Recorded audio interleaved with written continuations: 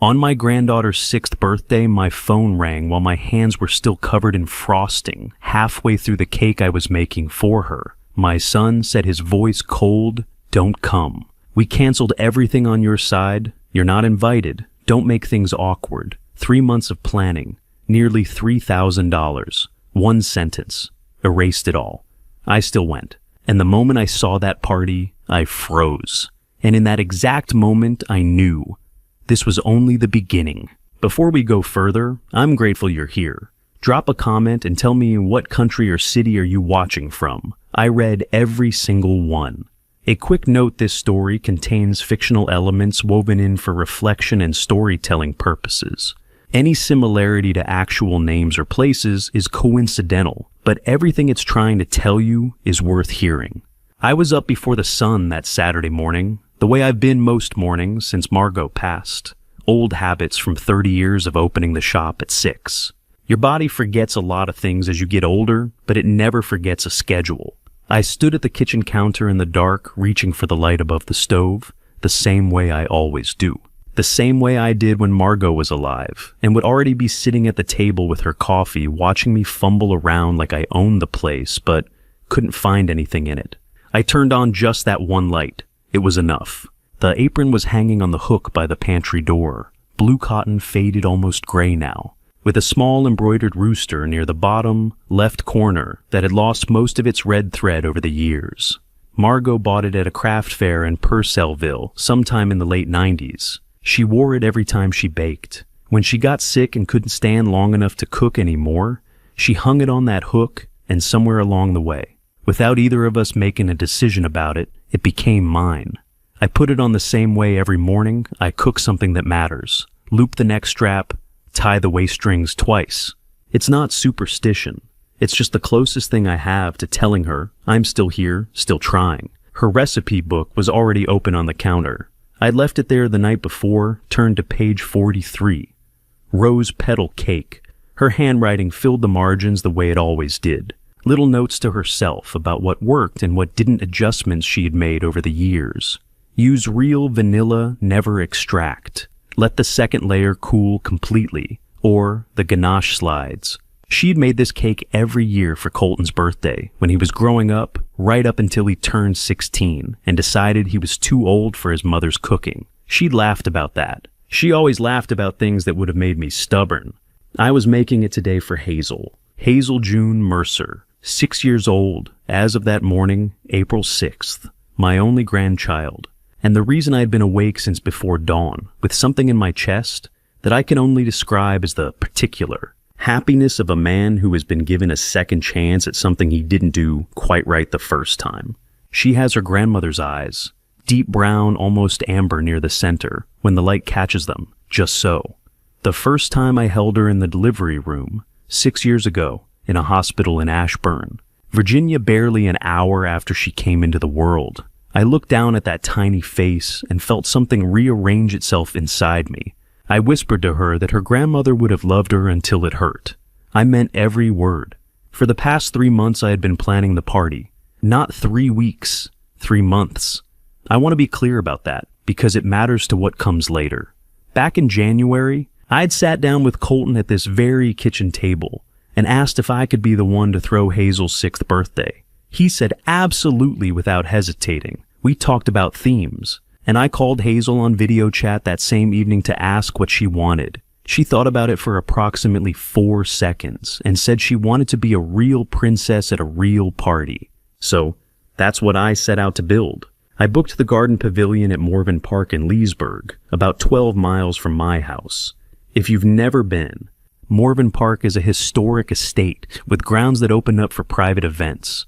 Stone pathways, old trees, open fields, and in spring flower beds that Margot would have stood in front of for an hour. I put down a deposit in February. I hired a face painter who specialized in children's events, and a woman who twisted flowers into crowns and centerpieces out of real blooms. I arranged for a small horse-drawn carriage to circle the grounds, twice enough for every child to have a turn. I ordered custom fairy tale invitations and sent them to 22 families. I had a local bakery carve Hazel's name into a wooden sign to hang at the pavilion entrance. The The total came to just under $2,800. Every cent of it planned, budgeted, and paid. And then there was the crown. I made it myself over 3 evenings in the garage at the workbench where I used to rebuild carburetors for a living. Fake flowers, wire framing ribbon, and a hot glue gun I'd borrowed from Rosemary next door and never returned. My hands aren't what they used to be. The knuckles stiffen up in cold weather, and the right index finger doesn't bend all the way since an accident with a press lift back in 2009. But I took my time. I worked slowly. I thought about Hazel the whole time, about the look she'd have on her face when she saw it, and my hands didn't shake once. I set it on the kitchen table the night before, so I wouldn't forget it in the morning. Now, I was standing at the counter in Margot's apron, working on the final layer of the rose petal cake, placing each cream flower by hand, the way her notes instructed. The kitchen smelled the way it used to smell on Colton's birthdays when he was small. Butter and vanilla, and something warm underneath it all. Something that didn't have a name, but that felt like the house remembering itself. I was pressing the last petal into place when my phone buzzed on the counter beside the recipe book. I looked at the screen. Colton. I wiped my hands on the apron, leaving 2 faint flour marks just below the faded rooster. Then, I picked up the phone. He was calling early, which I figured meant he was excited about the party. Maybe asking what time to show up. Maybe calling to say Hazel had woken up already and wouldn't stop talking about her crown. I pressed answer. What I heard on the other end of that call was not what I expected, and it changed everything about the morning I had planned. I want to tell you exactly what happened on that call. All of it, including the part that came before I even said hello. He called first. That was the thing I hadn't expected, that he would be the one to call, that he wouldn't wait for me to reach out and make it easier for everyone, the way I always had. I picked up on the second ring. Dad! His voice was flat, not angry. Flat in the way that means someone has rehearsed what they're about to say and has decided to deliver it without inflection. So it sounds like information rather than cruelty. Don't come today. We've canceled everything on your end. You're not invited. Don't make this harder than it needs to be.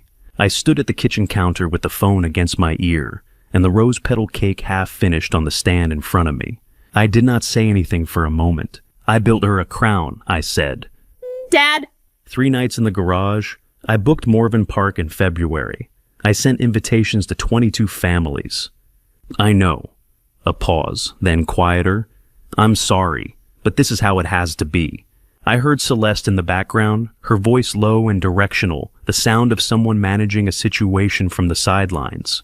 Colton said something to her I couldn't make out. Then he came back on the line. Don't come, Dad, please. I ended the call. I stood at that counter for a while. I don't know exactly how long. Long enough for the cake stand to stop being something I had made with my hands and start being something I didn't know what to do with. Long enough for the crown on the kitchen table to go from a thing I was proud of to a thing that had nowhere to go. I untied the apron strings. I left the apron on. I picked up the cake, the whole 3-layer rose petal cake from page 43 of Margot's recipe book, the one I'd started at 5 in the morning, the one that smelled like every birthday Colton ever had growing up. And I carried it out the front door. Rosemary lives next door in the tan colonial with the wind chimes on the porch. She's been my neighbor for 11 years, a retired school teacher who keeps a vegetable garden and leaves her porch light on all night. I walked up her front steps, set the cake down on her welcome mat, and rang the bell. When I heard movement inside, I turned around and went back home. I didn't wait to see her face. I didn't leave a note. I didn't want to explain anything to anyone. I just needed the cake to be somewhere, it would be appreciated, and I needed my hands to be empty. Back inside, I stood in the kitchen doorway and looked at the room. The recipe book still open on the counter, the crown still on the table, the flour marks from my hands still on the front of Margot's apron. I thought about what Colton had said to me, not to Celeste, not to someone else, to me directly on purpose. Don't come. You're not invited. Don't make this harder than it needs to be. He had known exactly what he was doing. That was the part that stayed with me. He wasn't wrong. In 41 years of being his father, I had never once raised my voice at him in anger. I had swallowed more than I should have, smiled through more than I should have, and written check after check after check, while telling myself it was love and not avoidance. He had learned somewhere along the way that I would absorb whatever he handed me and come back the next day asking what he needed. He had learned it from me. That was the part that stung the most. I walked to the hook by the front door and took down my keys. I told myself I just needed some air, a drive to clear my head, nothing more. But I already knew where I was going. McLean is about 35 miles from my house in Loudoun County, depending on which way you take Route 7. On a Saturday morning with light traffic, you can make it in under 40 minutes.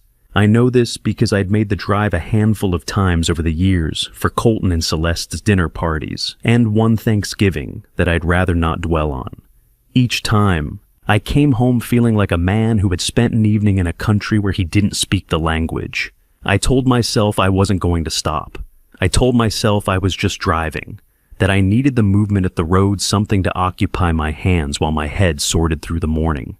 I believed that right up until I turned onto Brookside Drive and saw the line of vehicles parked along the curb. I've driven past a lot of houses in my life, but I had never sat outside one feeling like a stranger looking in at my own family.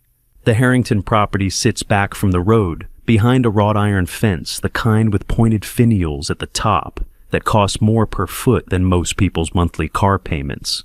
The fence runs the full length of the front property, black and clean, recently painted by the look of it.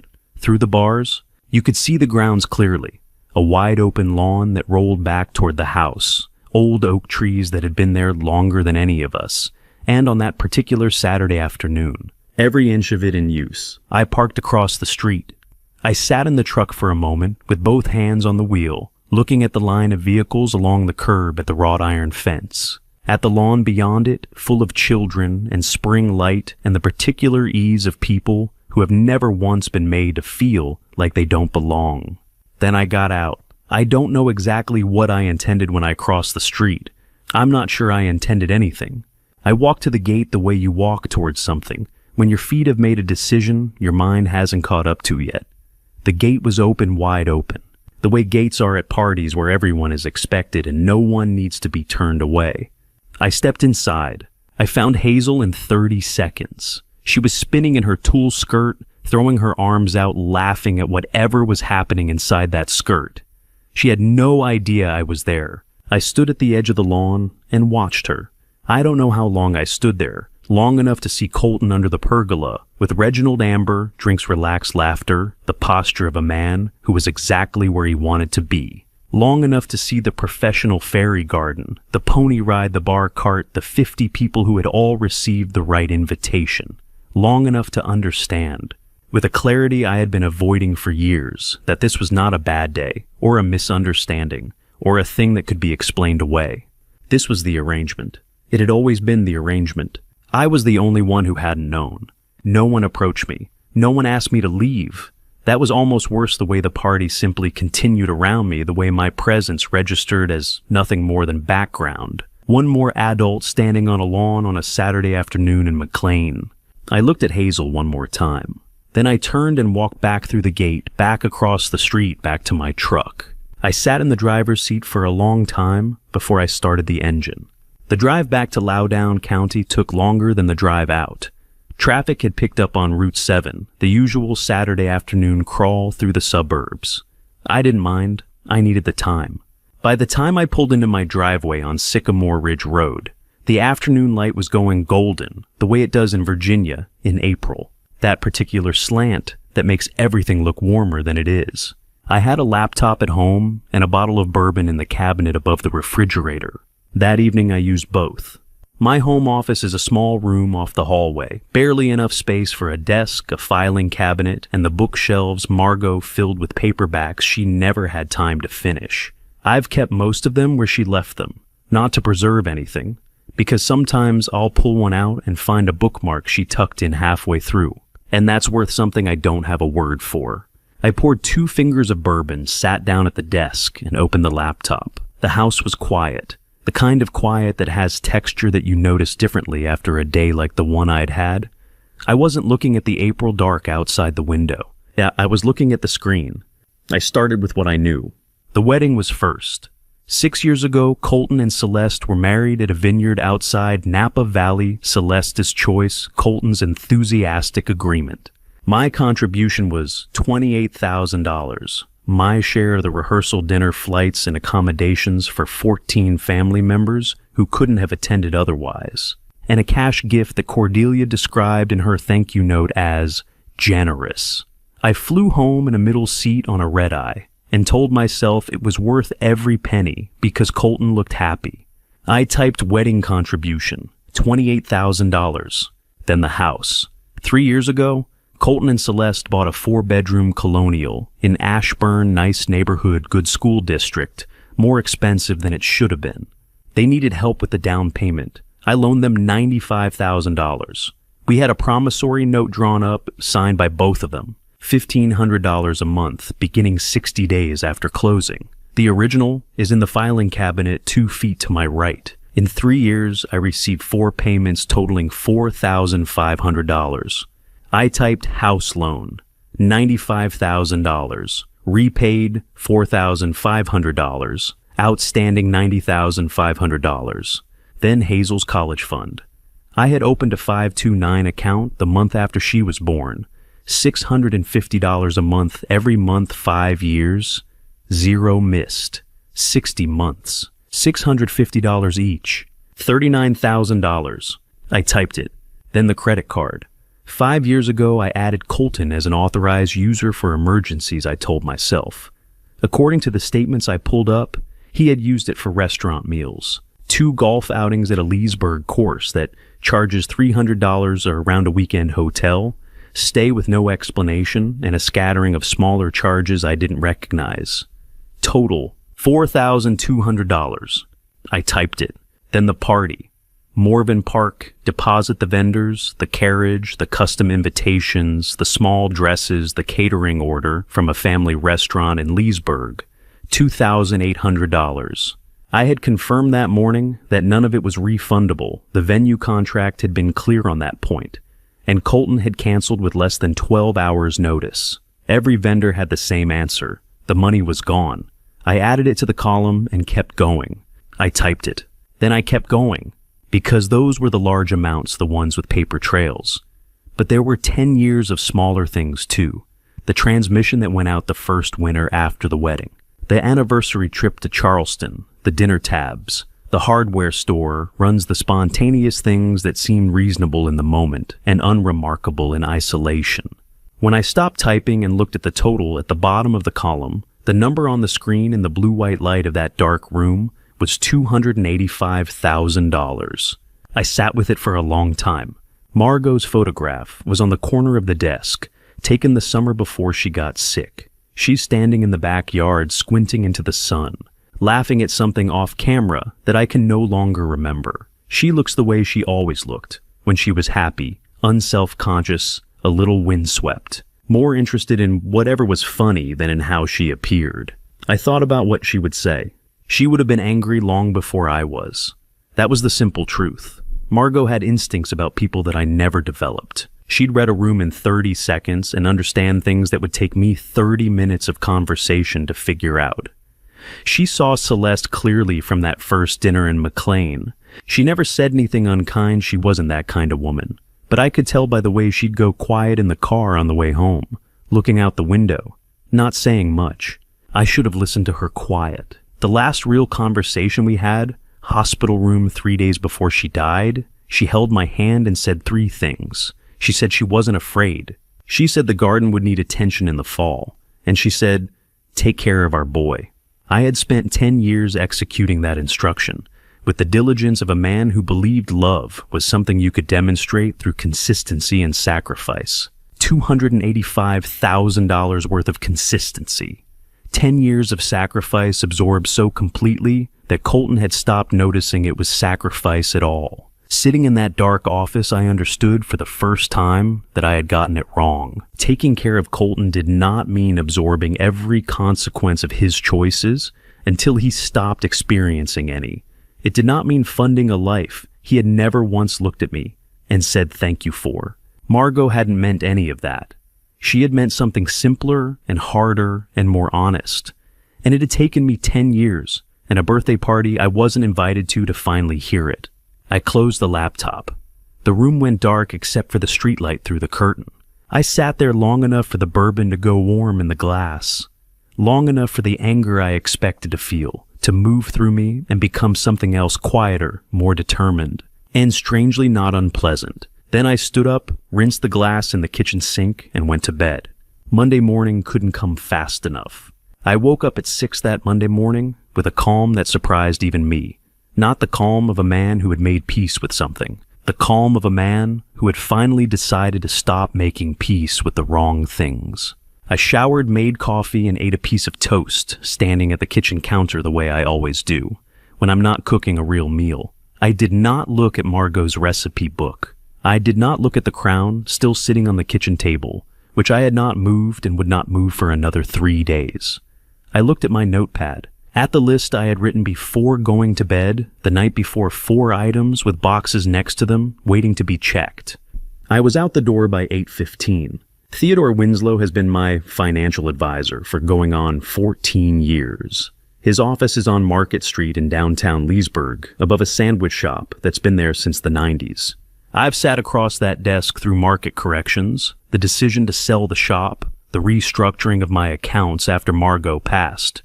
He's a careful man, methodical, the kind who reads the whole document before signing anything. I trust him the way you trust someone who has never once told you what you want to hear, just to make the conversation easier. I was in his office at 9 o'clock sharp. "I want to freeze Hazel's college fund," I said before he'd finished settling into his chair. "No more monthly deposits, effective immediately." He looked at me over the top of his glasses the way he does when he's deciding whether to push back. "That's a significant change, Roland. The 529 has been running for 5 years. Can I ask what's going on?" "Family restructuring," I said. Something in my tone told him not to pursue it. He nodded, once pulled up the account on his screen, and began the process. The $550 monthly transfer, automatic, set up years ago, never missed, was suspended before I left the building. First box checked. The bank was next. I drove the 4 blocks rather than walking because I had more stops after and didn't want to waste the time. I was at the service desk by 10:30, speaking with a branch manager I'd worked with before, on the shop accounts back when the business was still running. Removing Colton as an authorized user on my credit card was straightforward enough. A form, a signature, a conversation that lasted under 10 minutes. But I also asked them to cancel that card number entirely and issue me a new one. An authorized user being removed from an account doesn't automatically invalidate the card number they've been using. I'd read enough to know that. I wanted a clean break, not a technicality. The manager processed both requests without comment.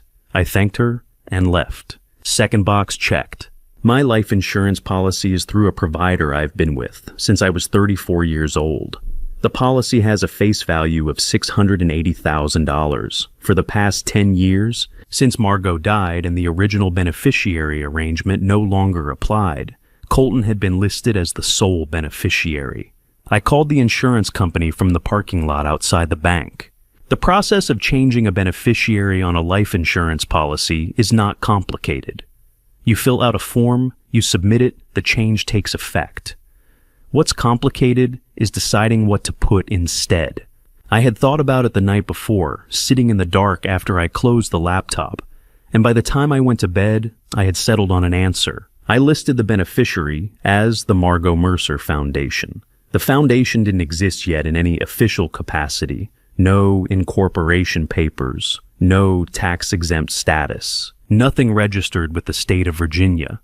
But the name existed in my mind with the kind of clarity that told me it was already real in every way that mattered. The legal structure would follow. It always does if the intention is solid enough. I would figure out what the foundation would actually do later. I had some ideas. For now, the name on the policy was changed, and that was enough. Third box checked. I was sitting across from Claudette Renard at noon. Claudette is a civil litigation attorney with an office in a converted Victorian on Cornwall Street, 3 blocks from the courthouse.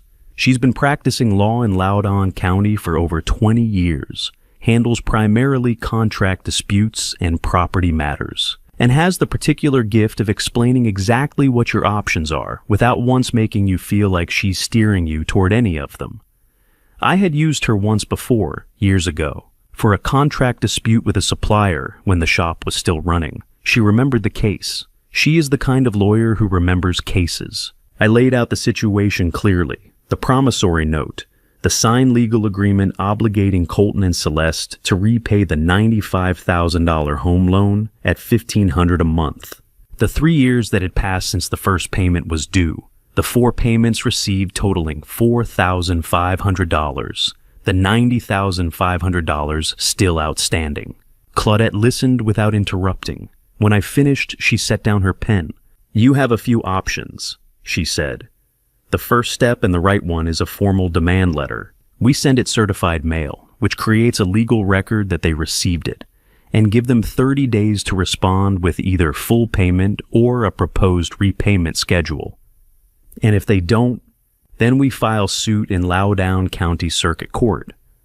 Your loan amount exceeds the $25,000 limit for small claims, so it goes to Circuit Court, which is the higher trial court here in Virginia. It takes longer, but the judgment carries more weight." She paused. "Once we file Roland, the case becomes public record. Anyone can look it up. It will have both their names on it." I looked at her evenly. "Send the letter and prepare the filing." She nodded. "I'll have the letter drafted by end of day." She did. I approved it by 3:30, and it went out by certified mail before the post office on Market Street closed at 4. 4th box checked. I drove home on Route 15, the long way past the fields that are still farmland in the western part of the county, before everything turns to subdivision. The afternoon was cooling off. That particular late April chill that comes back after a warm week and reminds you that spring in Virginia hasn't quite committed yet. I had the window down anyway. When I pulled into the driveway on Sycamore Ridge Road, I didn't go inside right away. I sat on the front porch for a while, in the wooden chair I'd built myself 20 years ago and repaired twice since. The oak tree in the side yard was budding out that pale yellow green that only lasts a week before it goes full leaf. The tire swing hung from the lowest branch, turning slowly in the April wind. I looked at it for a long time. I thought about the last time Hazel had been on it back in February, when I'd had her for a Wednesday afternoon, and she'd insisted on the swing, even though it was 40 degrees, and I'd made her wear her coat. She'd pumped her legs until she was going as high as the rope would allow, yelling at me to watch, Grandpa, are you watching? I had been watching. I was always watching. The tire swing moved a little in the April wind. I wondered how long it would be before Hazel sat in it again. I didn't have an answer for that, but for the first time in a long time, I had answers for everything else. To understand why that Monday morning mattered, you need to understand what I spent 38 years building before it. Not just the shop, everything. I grew up in Fauquier County, the next county over, from Loudoun, in a house with 2 bedrooms and 1 bathroom that my father had built himself on a piece of land his father had left him. We didn't have much, but we had the land, and my father had the kind of hands that could fix anything that broke, which meant we rarely needed what we didn't have. I learned engines from him the way some kids learn piano, by sitting next to someone better and paying attention until you could do it yourself. I moved to Loudoun County when I was 26, chasing a job at a dealership service department on Route 7 that paid decent money and had room to grow. I stayed 2 years, learned what I could, saved what I earned. Then, at 28, I signed a lease on a 2-bay garage off Route 15, painted the name Mercer Auto Works on the door myself, with a brush I bought at the hardware store in Purcellville, and opened for business. The early years were lean in the way that early years always are. I worked 6 days a week, sometimes 7. I did oil changes and brake jobs and transmission rebuilds and whatever else came through the door. I never went to college, but I could rebuild a transmission blindfolded by the time I was 25, and in the automotive business that matters more than a diploma. Customers found me because I was honest with them, which is rarer in that industry than it should be. They came back because I was good. Over the next decade, I expanded the shop twice and built a crew of 8 mechanics that I trusted with anything. By the time I was 40, Mercer Auto Works was doing well enough that I had stopped worrying about money in any active way. The shop ran. The bills were paid. There was enough left over to invest, to save, to build something that would hold. What I hadn't built yet was a life outside of it. Margot changed that. I met her at a community art show in downtown Leesburg on a Saturday afternoon in October when I had gone specifically because a customer whose car I'd just saved from a blown head gasket had told me his wife was showing her watercolors there, and I felt I owed him the attendance. I almost didn't go. I'm glad I did.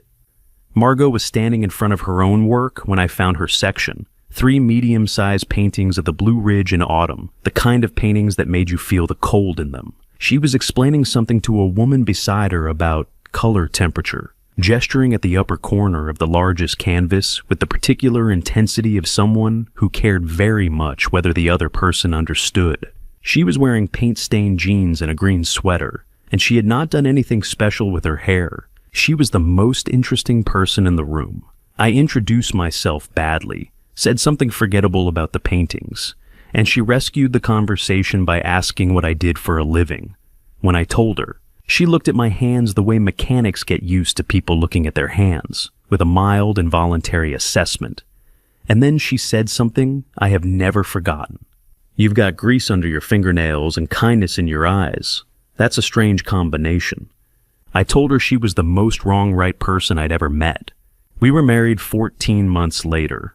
Margot taught art classes at Northern Virginia Community College for 22 years. She kept a studio in the spare bedroom upstairs, and the house always smelled faintly of linseed oil and whatever she was working on. She made friends easily remembered, everything laughed often, and had the particular gift of knowing when someone needed to be told the truth and when they needed to be left alone to figure it out themselves. She was better at people than I was. She always had been. Colton was born the year before I opened the shop, which meant he grew up inside it as much as inside our house on Sycamore Ridge Road. By the time he was 8, he knew every tool by name, could identify an engine problem by sound with reasonable accuracy, and had developed strong opinions about which fast food restaurant we stopped at on the way home from fishing trips to the Potomac. Those were good years, some of the best. I remember one Saturday in particular. Colton must have been 8, maybe 9. We were doing an oil change on a customer's truck, and I was walking him through each step the way my father had walked me through things. He was so careful. He laid the tools out in the order he'd need them, just like I'd shown him. When we finished and he tightened the drain plug and looked up at me, waiting to see if he'd done it right. The look on his face when I nodded was something I kept for a long time. That boy was in there somewhere. I want you to know that. Whatever happened later, whoever he became, that careful 8-year-old with grease on his forearms and his grandfather's focus in his eyes was real. I did not imagine him.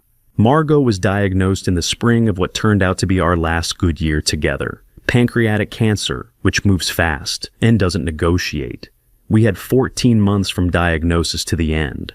She spent most of them the way she'd spent most of her life. Painting, teaching when she was able, laughing at things I found unremarkable, and being more honest with me than I always deserved. After she died, I kept the shop running for 2 years on momentum and stubbornness. Then I sold it, not because I had to, but because walking into that building every morning, without anyone to come home and tell about it, had stopped making sense. I sold it, invested the proceeds, and retired to the house on Sycamore Ridge Road, which was paid off and full of her books and her paintings and that apron with the rooster on it. Colton was a good kid. I need you to know that before I tell you the rest, because what happened to him didn't happen overnight. It happened slowly, the way Russ does. Colton met Celeste Harrington the fall of his junior year at the University of Virginia down in Charlottesville. I remember the first time he brought her to Loudoun County. The way she looked at my garage told me everything I needed to know. I just chose not to listen. The Harringtons were McLean money, old money, the kind of family that had a tennis court in the backyard and an opinion about everything, including men like me. I want to be careful here, because I'm aware that what I'm about to say could sound like bitterness, and I don't want to give it more weight than it deserves. The truth is simpler than bitterness. The Harringtons existed in a world that operated by different rules than the one I grew up in. And from the moment Colton brought Celeste home to Loudoun County, I understood that those two worlds were going to have a hard time sharing a table. I just didn't understand yet how literally I meant that. Celeste came to our house on Sycamore Ridge Road for the first time on a Sunday afternoon in October, not long after Colton had told us he was serious about her. She was polished in the way that people are polished, when they've been polished their whole lives, not performing elegance, just wearing it. The way you wear something you put on so long ago, you've forgotten it's there. She was pleasant. She asked about the house, complimented the kitchen, said the right things. But when Colton took her out back to show her the yard, I watched her glance at the detached garage where I kept my tools and the old workbench I hadn't had the heart to clear out since selling the shop. It was a brief look, the kind that lasts less than a second and means nothing in isolation. But I had spent 38 years reading the way people look at machinery, and I knew the difference between curiosity and assessment. She assessed it, found it wanting, moved on. I didn't say anything to Margot about it that evening, but she brought it up herself on the drive to church the following Sunday, unprompted. The way she sometimes surfaced things, she'd been turning over quietly for a week. "That girl is very careful," Margot said. Careful about what she lets herself react to. That's not always a good sign. I thought about that for a moment and then let it go, because Colton seemed happy, and at the time, I believed that was the thing that mattered most. We had dinner at the Harrington home in McLean the following spring. It was the first time I met Reginald and Cordelia, and I want to describe it accurately because I think it explains a great deal about everything that came after. The house was on a cul-de-sac off Chainbridge Road, set back from the street behind a boxwood hedge that must have been 20 years old. Inside, it was the kind of house that looks effortless and costs an extraordinary amount to maintain that appearance. Original art on the walls, furniture that had clearly been selected by someone who knew what they were doing, a kitchen that had been renovated recently enough that it still smelled faintly of new cabinetry. Reginald Harrington was a tall man, with silver hair and the posture of someone who had spent decades being listened to in rooms. He shook my hand with the right amount of firmness, asked my name, asked what I did for a living. When I told him I had run an automotive shop in Loudoun County for 30 years before retiring, he nodded the way people nod when they have already stopped listening politely, with his chin like a door closing quietly so as not to disturb anyone. He didn't ask a follow-up question. Cordelia was more indirect about it. She didn't look at my hands the way some people do, the involuntary flinch at the calluses, the permanent stain around the nail beds that never quite comes out, no matter how long you've been retired. She simply didn't look at my hands at all, which was its own kind of statement. She spoke to me in the careful, generous tones of a woman who has learned to be gracious to people she has already categorized. Dinner was fine. The food was excellent. The conversation stayed at the surface, which suited everyone, and by the end of the evening, I had said enough to be polite and not enough to be remembered. Driving home on the toll road, Margot sat quietly beside me for a long time. "Well," she said finally. "Yeah," I said. That was the whole conversation. We didn't need more. What I kept thinking about on that drive home was not Reginald's handshake or Cordelia's careful graciousness or the art on the walls that probably cost more than my first year of shop revenue. What I kept thinking about was a moment near the end of dinner when Colton had said something small. A comment about a restaurant in Charlottesville he and Celeste had been to, and Reginald had laughed and leaned forward and said, "Tell me more," and Colton had leaned forward too. The way he used to lean toward me in the garage when he was 12 and wanted me to think he already understood something he was still figuring out. That forward tilt. That eagerness to be seen as belonging. I had recognized it immediately. I just hadn't been ready to understand what it meant. Colton and Celeste were married 3 years later at a vineyard in the Napa Valley. The venue was Celeste's choice, and it was beautiful stone buildings, rows of vines, and late afternoon light. The kind of setting that photographs well and feels slightly unreal when you're standing inside it. I contributed $28,000 to the wedding costs. That covered the rehearsal dinner, which I hosted, and the flights and accommodations for 14 members of our family who traveled from Virginia and wouldn't have been able to come otherwise. The reception seating chart was managed entirely by Cordelia. I found my table after the ceremony, following the small numbered cards the way everyone does at a wedding, where you don't know most of the guests. My table was near the side entrance to the catering prep area, close enough that I could hear the kitchen staff moving around behind the door when it swung open. I was seated with two of Colton's college friends I'd met once before, a distant cousin of mine who didn't know anyone, and a couple from Celeste's mother's tennis club who had apparently also failed to make the main seating arrangement. The Harrington family occupied the 5 tables nearest the dance floor. I looked at Colton from across the room. He was standing with Celeste at the head table laughing at something, looking the way a man looks on his wedding day when everything is going the way he hoped. He glanced in my direction once during the cocktail hour. I raised my glass. He smiled and looked away. That smile told me something I wasn't ready to hear. Not the smile itself. Colton had always had a good smile, the kind that reached his eyes and made people feel seen. It was the looking away that came after, quick, clean. The way you look away from something when holding your gaze would cost you more than you're willing to spend in front of the people who are watching. I told myself what mattered was that he was happy. I told myself that a lot in those years. It became a habit the way certain thoughts do when you repeat them often enough to stop examining them. I ate my dinner. I danced with my cousin Linda during one song near the end of the night. I flew home the next morning in a window seat and watched California disappear below the clouds and told myself again that the distance between a father and his son was something that could be crossed with enough time and enough patience. I was wrong about both. 2 years later, Hazel was born, and for a while, a good solid, while I let myself believe that the distance between us was something that could be healed with enough time and enough love. I was wrong about the second part too, but Hazel was real, and she was here, and for the next 5 years, she would be the reason I kept showing up at a table where I had long since stopped being invited to sit. That at least I was right about. In the 5 years since Hazel was born, I kept every promise to the child before it understood the meaning of a promise. I promised there would always be that someone at the gate. I promised the kitchen would always smell like something baking on Friday afternoons. I promised that Margot's recipe book, the one with her handwriting pressed deep into the margins, her pencil corrections, her small stars beside the recipes Colton loved as a boy, would stay open on the counter so Hazel could learn the way her grandmother once taught. I kept every one of those promises, not because anyone was watching, because I needed something to hold on to, and promises were the only currency I had left that felt real.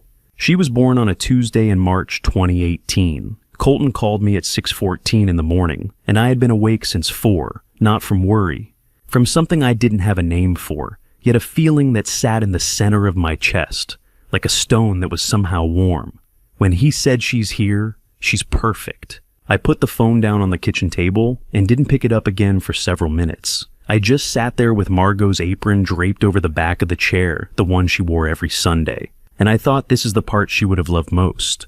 For 2 full years, Wednesday and Friday were mine. Ashburn Preschool released at noon on Wednesdays. I was parked at the gate by 11:40 always. Hazel would see my truck from the walkway and start moving before her teacher could catch her. She made a particular sound when she ran, not a scream, not a word, just a kind of open-throated joy that I have never heard from any other human being in my life. I learned to wait for it, the way you learn to wait for the first cool morning in September. You don't plan for it. You just stop what you're doing when it arrives. Wednesdays pick up the park on Ridgetop Circle when the weather cooperated, grilled cheese and tomato soup at my kitchen table. Fridays. Margot's book opened to whatever page Hazel chose, and she always chose by picture, never by name, her small hands pressing dough into shapes that never quite matched the cutters, flour on her forearms up to her elbows. I kept the 529 account, funded $650 every month, automated deposited on the first, not once delayed. I didn't mention it at family dinners. I didn't need Colton to say thank you. I deposited the money the same way I changed the oil in my truck, because neglecting it would have been a failure of character, and I wasn't willing to fail at that particular thing. In the spring of 2020, Colton called about the house in Ashburn. He and Celeste had found a place on a cul-de-sac near the school. The down payment was $95,000 beyond what they had. I told him I'd take care of it. I had Claudette draw up a promissory note, interest-free, no fixed schedule, payable at their own pace. Over the following 3 years, Colton sent 3 payments, $2,000 in November 2020, $1,500 in the spring of 2021, $1,000 sometime in late 2022, total $4,500 returned out of $95,000 lent. I kept the note in the cedar chest in the garage. I did not bring it up at Christmas. I told myself the loan was an investment in Hazel's stability, and that stability was worth whatever it cost me. The credit card was Colton's idea in the fall of 2021, a temporary arrangement he said to manage some repairs around the house. I added him as an authorized user without much thought. Over the next 14 months, $4,200 moved through that card. 2 dinners I later recognized as the kind of restaurants where you don't bring your children golf at a course out near Dulles. A hotel charge in Richmond that appeared on a Tuesday and that I never asked about. I paid each statement in full. I said nothing. I told myself it wasn't worth the conversation. I know now that I was wrong about what it was worth. The drift when it began looked like nothing. In Hazel's 3rd year, Celeste started a Thursday morning class. The schedule needed to shift. Wednesdays and Fridays became Wednesdays only. I adjusted. I told myself it was temporary routines shift. When children grow, nothing about this was personal. The following autumn, Cordelia began spending longer stretches in Ashburn. She traveled south to Palm Beach in summer and returned north each September. And when she was in town, she was available too. Available and eager and living 12 minutes from the preschool, with a cleaner house and a newer kitchen and opinions about everything from car seats to the correct way to read picture books aloud. Wednesdays became every other Wednesday. Every other Wednesday became only when Cordelia was traveling. I did not argue. Each time the schedule changed, I found a reason not to say what I was actually thinking. I told myself I was being flexible. I told myself that Hazel was happy, and Hazel's happiness was the only measurement that mattered. Both of those things were true. Neither of them was the whole truth. The whole truth was simpler and less comfortable. I was afraid. Not of Celeste, not of Cordelia. I was afraid of the conversation that might end with Hazel being kept from me entirely. So I kept quiet. I made myself smaller. I accepted each reduction in schedule the way you accept a smaller portion at the table, with enough grace that no one feels the need to apologize. I went from being a fixed point in Hazel's week to being an option, then from an option to a backup.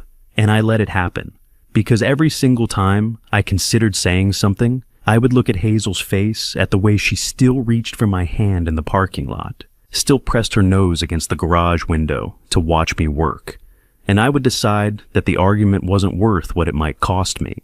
The problem with that logic is that it has no floor. You keep telling yourself the cost is worth it, and you keep accepting less. And eventually you look up and realize you have traded yourself down to almost nothing. And you did it so quietly that no one in the room even noticed it happening, including you. In the winter of that last year, I started drawing in my notebook again. Not blueprints, just layouts. A lawn, a carriage house, a string of lights between 2 oak trees. Morven Park in April. I had driven past it a dozen times over the years and thought someday. Hazel's 6th birthday felt like the right someday. I called the venue coordinator in early January and held a date. I started to list florals the caterer Howard had used for his daughter's graduation. The 3 recipes from Margot's book that I knew Hazel liked best. I spent evenings in the garage with wire cutters and silk flowers and a spool of ribbon, building something I couldn't quite name, yet a crown eventually, though it took 3 nights before it started to look like one. I spent $2,800 between the venue deposit and the materials. I didn't think of it as spending. I thought of it as finally doing something I should have done years ago. I called Colton on a Sunday in January and told him the plan. He said, "Dad, that sounds incredible." He said Hazel is going to love it. His voice had that particular warmth in it, the one I had been hearing since he was 8 years old, standing in the garage asking me if he could hand me the socket wrench. I believed every word of it. I know now exactly what that warmth was, and I know now when I stopped knowing the difference.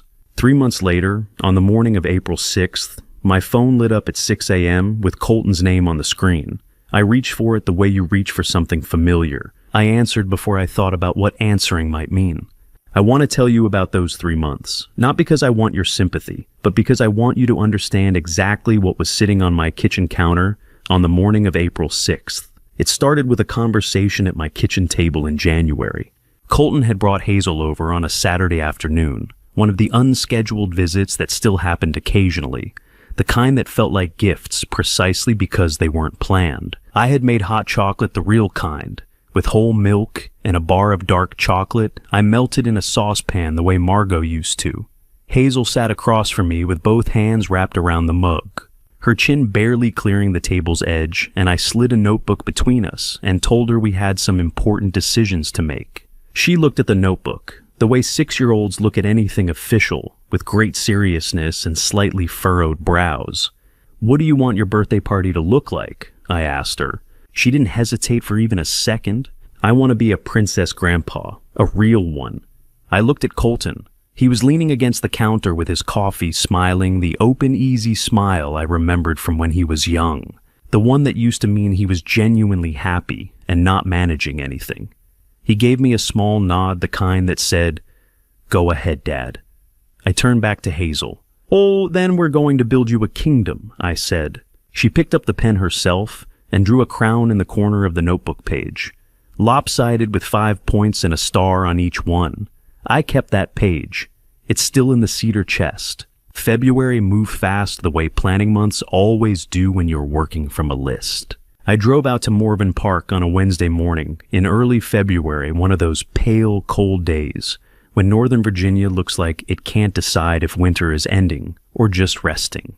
The event coordinator walked me through the carriage house lawn, showed me where the string lights would run between the oak trees, explained the permit requirements for the small pony ride I had been considering. We signed the contract that afternoon, $1,200 for the venue. April 6th, exclusive use of the South Lawn from noon to 5. I found a floral artist in Leesburg who specialized in children's events, silk flowers, living walls, the kind of fairy garden arches you see in magazine spreads. She quoted $400 for the installation and breakdown. I said yes before she finished the sentence. A face painter out of Purcellville, $300, 2 hours unlimited designs. A local stable near Middleburg offered a miniature horse and a decorated cart for children's events, $500, 3 hours. The horse's name was Clover. I called the caterer Howard had used for his daughter's graduation 2 summers back. Finger sandwiches, fruit towers, lemonade, and glass pitchers, $400 for the spread. I found a seamstress in Ashburn who made children's costumes for school plays and local theater. I explained what I needed: 1 princess gown for Hazel, 10 smaller costume sashes and tiaras for the girls who would be attending. She asked me what colors. I told her Hazel liked pink and gold. She said she'd have them ready by the end of March. $200 for the full order. She tried to charge me more, and I talked her down, then tipped her the difference anyway because the work deserved it. Total outlay by the end of February, just over $2,800. That number has come up before in this story, and it will come up again. But I want to be precise about what it meant. It was not a comfortable sum for a retired man living on a fixed income and a pension that had never been designed for extravagance. It was not nothing. But when your granddaughter tells you she wants to be a real princess and looks at you with absolute confidence that you can make that happen, the number stops being a number. It becomes a measurement of something else entirely. March belonged to the crown.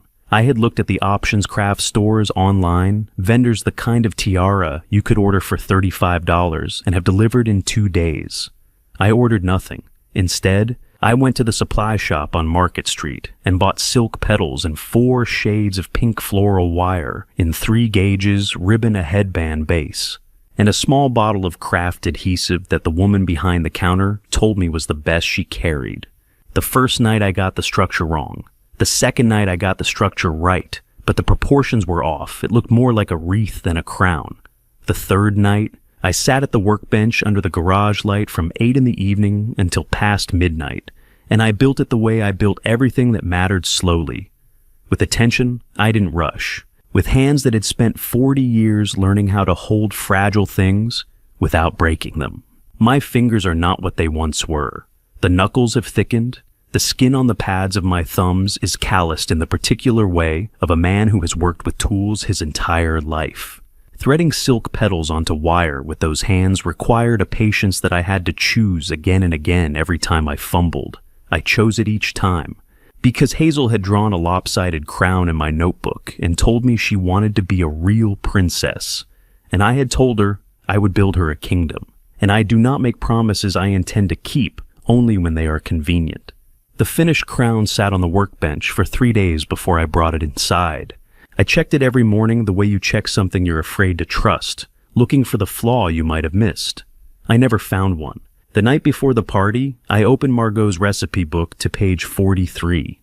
Rose petal cake, her handwriting in blue ink at the top of the page and below it in pencil. The note she had added sometime in the 1990s, double the vanilla Colton always asks for more. The same cake she made for him every birthday until he was 12. The same recipe I had been circling for 3 months without letting myself start, because starting it felt like the final commitment, the moment after which everything was real and set and moving forward without the possibility of revision. I measured the flour. I softened the butter. I laid the dried petals in the bowl the way the recipe described. And I thought about the fact that Margot had stood in this same kitchen and done the same thing for a boy who was now a man of 41, who was sitting somewhere in Ashburn that evening, probably thinking about tomorrow. I thought about Hazel's face when she saw the crown. I thought about Clover the miniature horse and the look on 10 little girls' faces when a horse walked through a fairy garden, wearing ribbon braids. I thought about the string lights between the oak trees at Morven Park and the way they would look just after 4 o'clock when the afternoon started going golden. I was on the second layer of frosting, maybe the third. That was when the phone rang. The first thing I noticed after that Monday was the silence. Not the lonely kind I had learned to live with since Margot died. Something different. Like a signal I had been receiving for years had finally stopped broadcasting, and I could hear my own frequency again. I didn't know what to do with it at first. The morning after I sent the certified letter, I woke at 5:15, the same time I had been waking for years. A body clock set by decades of early shop hours that never quite reset. I lay in bed for a few minutes, waiting for the familiar pull, the list, the schedule, the mental calculation of what needed doing before the day's first obligation arrived. Nothing came. There was no obligation. There was just a Tuesday morning in April and the sound of rain on the gutters above the bedroom window. I got up and made coffee. That was enough of a plan for the moment. The garage called me by mid-morning. I had a stack of white oak planks I had been saving for 2 years. Bought them from a salvage operation out near Purcellville when they were clearing an old farmhouse. Paid more than I should have, because white oak that age doesn't come along often, and I had not yet decided what they deserved to become. Standing in the garage that Tuesday morning, with my coffee going cold on the workbench, I decided. A cedar chest. Not the one I built before Hazel was born. That one lived in the corner of my bedroom, now quiet and full. A new one, larger, with a different joinery technique I had been reading about for months, but never found the time to try. Dovetail corners cut by hand, not machine. The kind of work that demands your full attention for the duration, that will not allow your mind to wander. Because the moment it does, the chisel tells you so. I pulled out a sheet of paper and drew the dimensions. Then I picked up the marking gauge and started laying out the first board. My hands needed something to hold.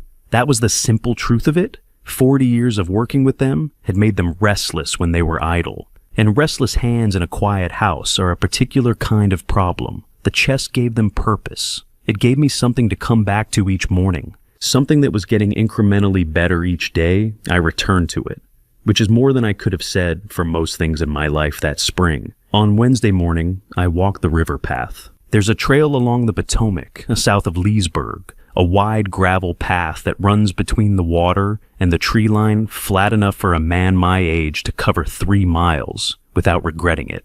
Populated in the early mornings by dog walkers and occasional runners who never look up from their shoes. I had driven past the trailhead hundreds of times over the years without stopping. There was always something else. A pickup to make an errand that couldn't wait a schedule that had annexed my mornings, so gradually I had stopped noticing they were gone. That Wednesday I parked at the trailhead at 7 and walked south for 90 minutes. The river was running high from the spring rains. The tree line was in full early April green, that particular bright and almost yellow green that only lasts about 2 weeks before it deepens and settles into summer. I stopped twice, once to watch a great blue heron stand perfectly motionless in the shallows near the bank, once because my knee asked me to. Both times I stood still and listened to the water and thought about nothing specific. It was the first time in longer than I could accurately remember that I had stood somewhere and not been mentally somewhere else. I went back on Thursday and Friday. Howard called Thursday evening. "Poker group," he said, without preamble the way Howard always did, as if we had been in the middle of a conversation that simply paused for a while. "Wednesday nights, you keep saying you'll come." "Wednesdays work now," I said. There was a brief silence on his end. Then, "You doing all right?" "I think so," I said. "I think I might actually be." Howard had known me since 1987. He understood the difference between what I said and what I meant. And he was one of the very few people in my life who never pressed me to explain the gap. He said he'd see me Wednesday. I said I'd bring the bourbon. I went. 7 men around a folding table in Howard's finished basement. Bad poker, decent bourbon. A conversation that covered baseball and a road project on Route 15 and the particular brand of absurdity that comes with trying to age gracefully in a country that regards aging as a personal failure. I lost $22. I drove home at 10:30 with the windows down, the April air coming through cold and clean. I could not remember the last time I had stayed out on a Wednesday. Rosemary appeared at the door on Saturday with a container of chicken soup and the particular expression of a neighbor who has decided to check on you and is determined not to make it a production. "I made too much," she said. I told her I appreciated it.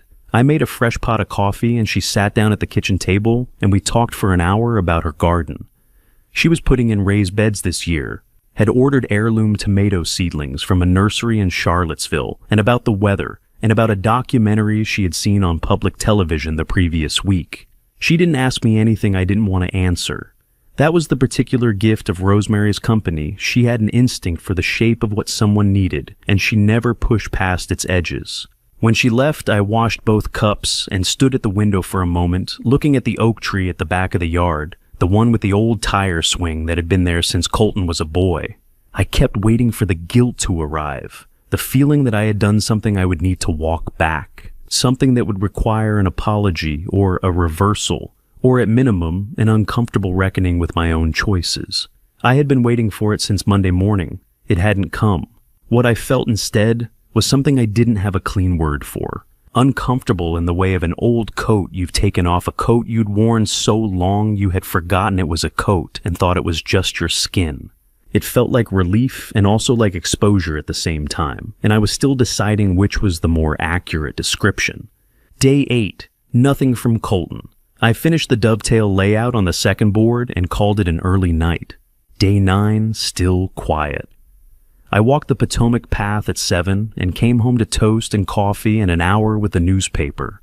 I could not remember the last time I had read a full newspaper on a weekday morning. Day 10.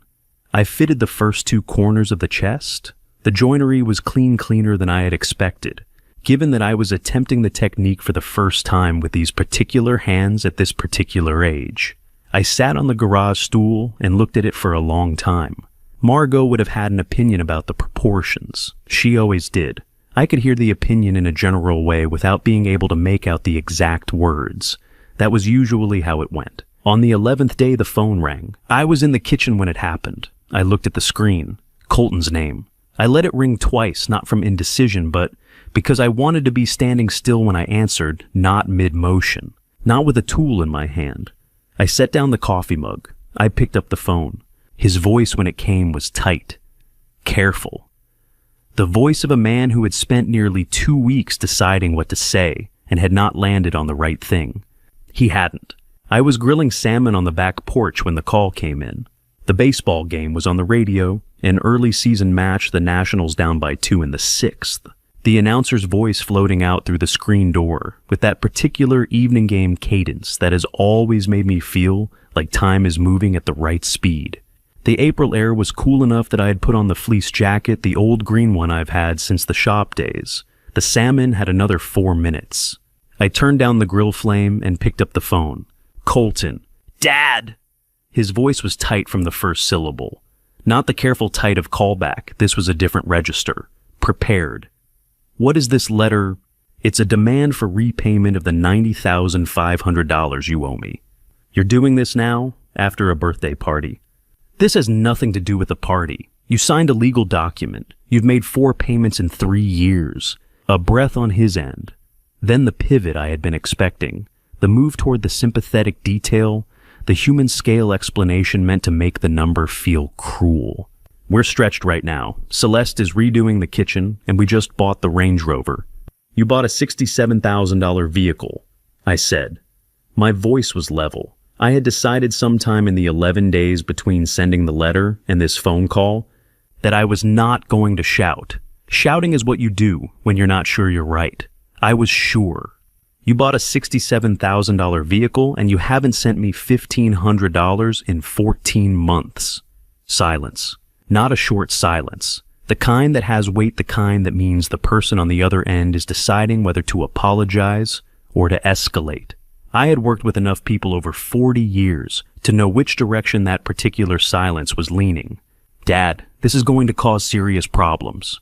I'm not the one who created the problems, Colton. I'm just the one who stopped pretending they don't exist. Another silence. Then a sound I couldn't quite categorize, not quite a word, not quite a dismissal. Something in the middle. I need you to think about what you're doing to this family. I have thought about it, I said. I've had 11 days and a lot of quiet mornings. I've thought about almost nothing else. My answer is the same as it was on Monday. He hung up. I stood on the back porch with the phone in my hand and listened to the radio. The Nationals had left 2 men on base. The salmon was about ready. I flipped the salmon. I had just started plating it when the phone rang again.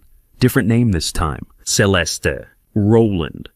Her voice had the quality of a woman who had spent 10 minutes being very angry and had decided to lead with something that sounded like composure. This is completely unacceptable. Good evening, Celeste.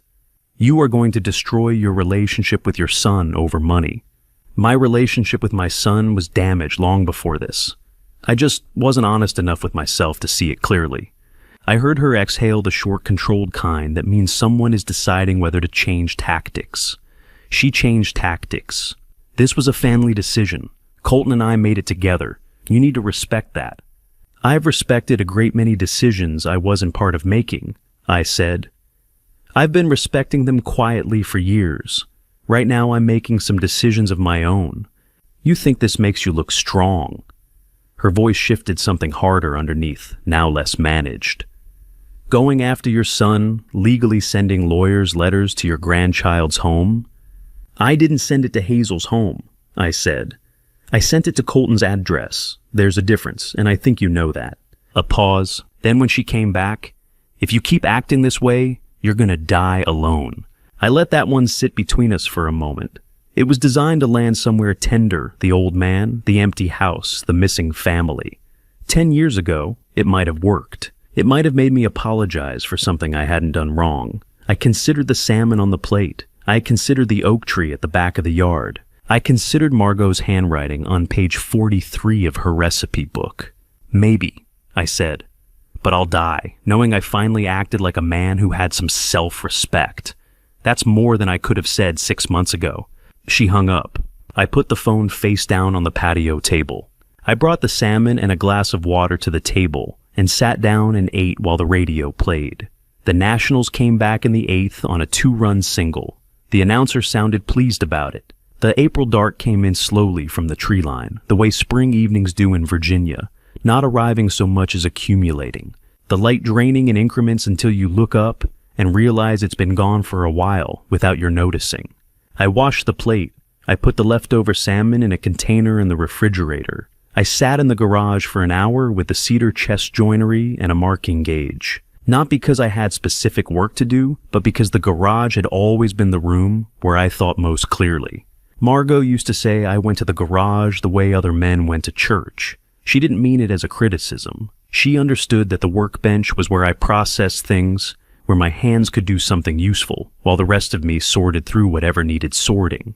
I sorted through the phone calls. The thing about Celeste's line, "You'll die alone," was not that it was cruelty I had expected. The thing was that she said it as if it were a consequence I had failed to calculate, as if I had left it off my ledger by oversight, as if the loneliness of old age were a threat instead of a condition that most men in my position had already made their peace with. I had made mine. Somewhere around the 4th or 5th year of widowhood, you stop fearing the empty house and start learning its acoustics. You learn which silences are peaceful and which ones are the other kind. You learn to tell the difference. You also learn, and this is the part no one tells you before you get there, that there are people in your life whose presence has been filling a silence that was actually already okay. That the noise you were tolerating as connection was not connection at all. It was just noise. And when it stops, what you feel is not grief. What you feel is the absence of a low-grade pain you had been living with so long you'd categorized it as normal. That was what I was sitting with in the garage that night. Not the anger of the calls, not Celeste's words. The realization that the silence of the last 11 days had been cleaner than anything I'd felt in years, and that 2 phone calls from people who needed me to feel bad about that had not changed it. My hands were steady. The joinery on the cedar chest was coming together better than I had expected. In the 2 weeks that followed, Colton went completely quiet. No calls, no messages, no photographs of Hazel sent through to my phone, the kind he used to send occasionally, usually without context. Hazel at a soccer game, or Hazel holding something she'd found in the yard. Those had always been his version of an olive branch, small and low cost. They had stopped. That part did hurt. I want to be accurate about that. Not the silence from Colton I had expected. It understood its logic. Could read it as clearly as I could read a stress fracture in a drive shaft. But the absence of Hazel's face on my phone was a different kind of quiet, and I won't pretend it wasn't. I had learned something a long time ago in that garage, though. Back when I was still taking apart engines that other men had given up on. The thing that's actually broken is always the thing you least want to look at directly. You can spend a long time adjusting everything around it, compensating, making the other parts work harder to cover for the one that won't. Eventually you run out of workarounds. The only way through is to look directly at what's broken and call it by its name. I had called it by its name. Now I waited to see what would answer back. Before this goes where it's about to go. Comment justice if you've been waiting for this moment. 30 days of silence. One Tuesday morning. Roland was done waiting. Quick note, parts of this story include fictional elements for storytelling purposes. If that's not your thing, it's okay to step away here. 30 days passed. No payment arrived at Claudette's office. No call, no letter, nothing at all. I drove downtown on a Tuesday morning and sat across from her desk. The office smelled like old paper and good coffee. Claudette had a yellow legal pad in front of her and a pen in her hand. She looked at me the way she always looked at clients who had already made up their minds with attention rather than persuasion. "File the suit," I said. She wrote something on the pad. Then she looked up. Loudoun County Circuit Court. $90,500, that number, is well above the small claims threshold, Roland. Once we file it, becomes public record. Anyone can look it up. "File it." She held the pen still for a moment. Not hesitation, assessment. This will land on his doorstep. Literally. Sheriff's deputy in person in front of his neighbors. I understand how service of process works. 3 seconds. Then she turned to her computer and began pulling up the filing portal for Loudoun County Circuit Court. "I'll have the complaint drafted by end of day," she said. "We'll file tomorrow morning." 3 days later, Claudette called. The deputy served him this morning at the Ashburn house, 8:15 a.m. I didn't ask for more detail. I knew the layout of that cul-de-sac well enough. Houses close together, driveways visible from the street. Neighbors who walked their dogs at 8 and knew everyone's cars. A sheriff's deputy in uniform at the front door was not something that disappeared quietly into that particular neighborhood. "He's not contesting it," Claudette said. "Excuse me, Colton's not going to fight it. His attorney reached out this morning. They want a consent judgment." I sat with that for a moment. A consent judgment meant Colton had looked at the promissory note, understood that my case was straightforward, and made a calculation. Fighting it would cost money and produce the same result. Agreeing would produce the same result faster. Once the consent judgment is entered, Claudette said, I file the judgment line against the Ashburn property the same day. Automatically. His title is encumbered until the debt is satisfied. Do it, I said. The consent judgment was entered on a Friday afternoon. Claudette's message came through while I was in the garage, 3 sentences factual clean. Judgment entered. Leon filed with Loudoun County Land Records. His title is encumbered effective today. In Virginia, a judgment line attaches to every parcel of real property the debtor owns in the county where it's recorded. It stays there visible on any title search, blocking any refinance or sale until the judgment is satisfied or the court orders otherwise. The Range Rover didn't matter. The kitchen renovation didn't matter. The lien was a fact now, and it would remain a fact until $90,500 was accounted for. I set down the phone and picked up the sandpaper. He came on a Monday morning, 8 a.m. I heard the car in the driveway before I saw it, the particular engine note of a vehicle that costs more than it should. I set down my coffee and went to the front door. Colton looked the way a man looks when he hasn't slept well in several weeks. Eyes red at the rims, shirt wrinkled in the way that means it was worn the day before and put back on. He was 41 years old and standing on my front porch with the expression of a man who finally understood that his choices had consequences. Behind him in the driveway, the Range Rover idled. Celeste was in the passenger seat, arms crossed, eyes forward. She did not look at the house. Dad. The careful management from the phone calls was gone. What was left was simpler. You have to do something about this lien. We're trying to refinance, get a lower rate, and the title search flagged it. The bank won't proceed. I know how judgment lines work, Colton. This is insane. You're my father. I stepped back from the door. Come inside. He followed me to the kitchen. I sat down at the table.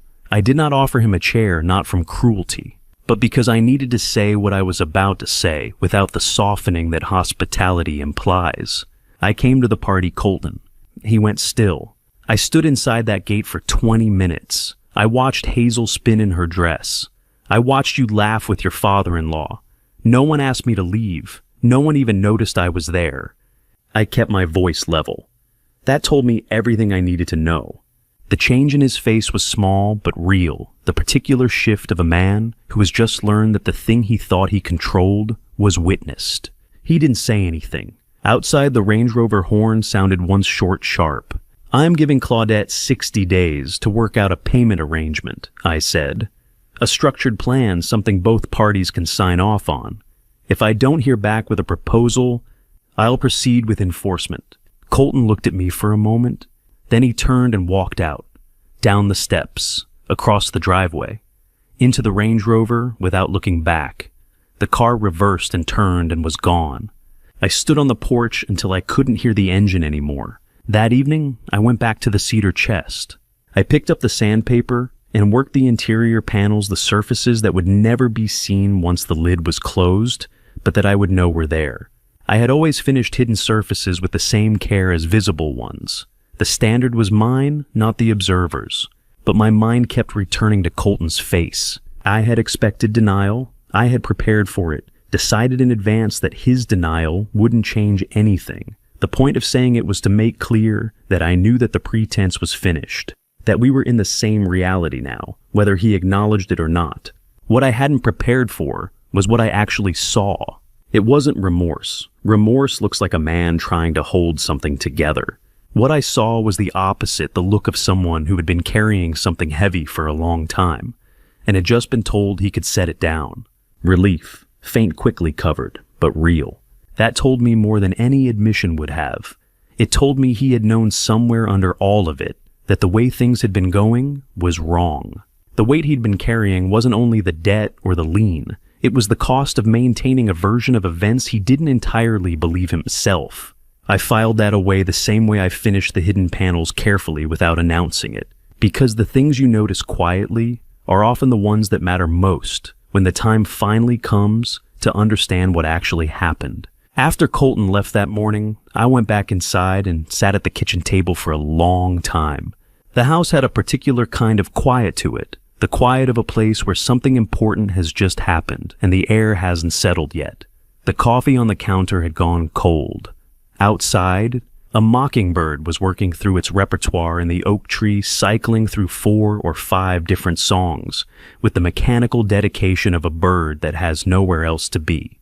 I listened to it for a while. Then I got up and went out to the garage.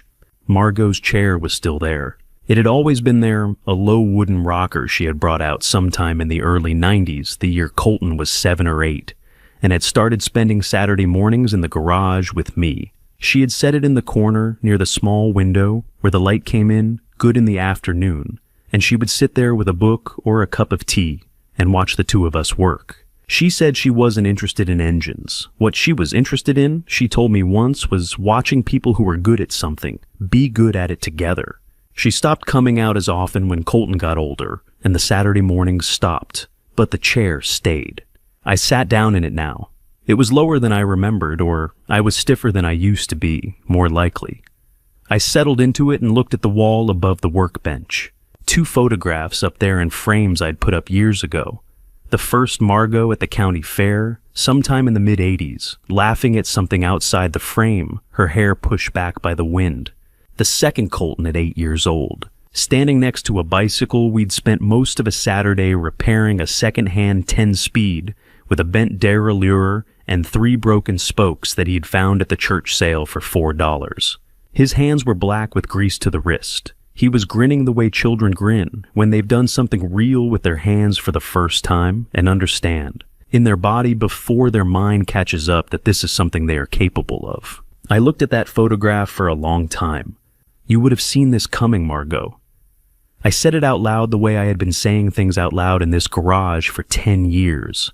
Not performance, not prayer exactly. Just the habit of a man who had talked to his wife for 34 years and found that the habit didn't stop when she did. Years ago. You always did. She had too. That was the honest thing about it. There had been moments, early moments before Celeste, even when Margot had said things I hadn't wanted to hear. Small observations, never accusations. Colton expects things to be easier than they are. He gets frustrated when they aren't, and he looks for someone to solve it. She had said it gently the way she said most things. Not as a verdict, but as a fact she was offering, in case I found it useful. I had not found it useful. I had said something about all kids being like that, and she had looked at me with the particular expression she kept for occasions when she was deciding whether to press the point. She hadn't pressed it. She usually didn't with me. She trusted that I would get there eventually. I thought I was protecting him, I said to the photograph. That's what I told myself. Every loan, every payment, every month, I didn't say anything. I was protecting him. I looked at the grease-black hands the 8-year-old grin. But I was protecting myself from having to admit what I already knew. The mockingbird outside had moved on to a new section of its repertoire. A cardinal somewhere in the yard answered it briefly, then went quiet. What I had known, what I had been not knowing for years with some effort, was that the boy in the photograph and the man who had stood in my kitchen that morning were not as different as I had wanted them to be. The boy had been wonderful, genuinely wonderful, curious and funny, and capable of a kind of focused attention when something interested him. That reminded me of the best version of myself at that age. But even then there had been something, a tendency to drift when the work got difficult, a way of looking toward the exit before the problem was fully solved. I had always found reasons to explain it. Boys will be boys. He'll grow out of it. He just needs time, more confidence, a better situation. He had needed something that was true. I was no longer sure that what I had given him was it. I didn't set out to cry. I was sitting in Margot's chair looking at a photograph of a child who no longer existed. And then I was crying, and I'm not sure exactly when the one became the other, not for myself. I want to be clear about that. It would be easy to let grief settle into self-pity, and I had spent 10 years learning to tell the difference. This was not about what had been done to me. This was for the 8-year-old with the grease-black hands who had been genuinely good at fixing things, who had stood in this garage on a Saturday morning with his whole future still uncomplicated, and who had somewhere along the way stopped believing that doing things the hard way was worth it. I didn't know when that had happened. I didn't know if it was Celeste's influence or Reginald's money or something that had always been present waiting for the right conditions to take hold. I didn't know how much of it was mine to carry, how much I had contributed by making it too easy for too long. I sat in Margot's chair and let myself feel all of it without trying to categorize it. That was the other thing she had taught me, that some things don't need to be filed away immediately. Some things just need to be felt until they're done. In the weeks that followed, the payments began to arrive. The first one came on a Tuesday, $2,200 transferred directly to the account Claudette had specified in the payment arrangement. No note, no call. The number appeared in my account the way a utility payment appears: functional, impersonal, correct. I did not call Colton. Colton did not call me. The money moved between us like a transaction between strangers, which I was beginning to understand was closer to the truth than either of us had been willing to say for a long time. The debt existed. The payment plan existed. The lien existed. These were the structures we had agreed to operate within, and we were both operating within them. And there was a kind of clarity to that, which I had not expected to find comforting. But clarity about money is a narrow thing. It tells you what the numbers are. It doesn't tell you what the silence means, or whether the silence is grief or anger, or simply two people who have run out of things to say that aren't about money. The money moved. Everything else did not. 2 weeks after Colton left my house, Claudette called. The payment plan was holding. That was the first thing she said, and it was the thing I had expected her to say. But then she mentioned something else, something she had heard through the particular network of information that flows between lawyers and the people who know lawyers in a county the size of Loudoun. Something that had apparently moved from Ashburn to McLean. And from McLean, it seemed it had changed certain things considerably. She didn't have the full story, but what she had was enough to tell me that what happened next was not going to be quiet. Claudette called on a Thursday afternoon. The payment plan was real, $2,200 a month, 44 months. The first check had cleared. She led with that, the way she always led with the fact before the context. And I appreciated it. Then she told me what she had heard from Colton's attorney, something that had happened at the Harrington house in McLean. I sat down at the kitchen table and listened. When the civil suit became public record, Reginald had moved quickly. That was the word Claudette used, quickly, and I understood what it meant. Reginald Harrington was a man who had spent his life managing situations before they became visible to people who mattered. A lawsuit filed against his son-in-law in Loudoun County Circuit Court was in his calculation a situation that required managing. He summoned Colton to McLean. The meeting was at the dining room table, the good one, Claudette's phrasing, passed through from Colton's attorney, the formal table in the room they used for occasions that required a certain kind of weight. Cordelia was there. Celeste was there. Reginald sat at the head. "Hey, this is what happens," Reginald said. "When you can't manage your own affairs, we'll retire the debt. You'll sign a family financial agreement oversight of your accounts. Co-signature on expenditures above a threshold. We handle it cleanly, and this goes away." Claudette paused in her telling. I waited. Colton had looked at Celeste. Celeste had looked at the table, not at her husband at the table. Not a word, not a gesture. The woman who had told me I would die alone did not open her mouth in that room to say a single thing on behalf of the man she had married. Colton stood up. "I'll handle my own debt," and he walked out. What happened to Celeste's share of the obligation was settled separately. The promissory note had carried both their names, but when the consent judgment was entered, Colton's attorney had made it explicit. Colton was assuming full responsibility for the outstanding balance as part of the divorce settlement. Celeste signed off on that transfer of liability. Claudette confirmed it in writing. Whatever Celeste owed me legally, she had handed to Colton, and Colton had accepted it. The line sat between me and Claudette for a moment. "His attorney told me," she said with a careful precision I recognized as her way of underlining something, "that it was the first time Colton had ever left that house without asking permission first." I didn't say anything right away. I was looking at the window above the kitchen sink, the one that faces the backyard, the oak tree, the old tire swing moving slightly in the afternoon breeze. "Good for him," I said, and I meant it. Not as a performance of generosity, not as the thing you say to seem reasonable when you're still angry. I meant it the way you mean something, when it surprises you when a person you had been in the process of writing off does something that makes you stop writing. It was the first thing Colton had done in years that I genuinely respected. Claudette had one more thing. Colton insisted on handling the debt himself. Wouldn't hear of Reginald paying it. His attorney was clear about that. Colton was specific. And apparently Hazel said something to her parents recently about a special piece of paper with her name on it. I kept my voice even.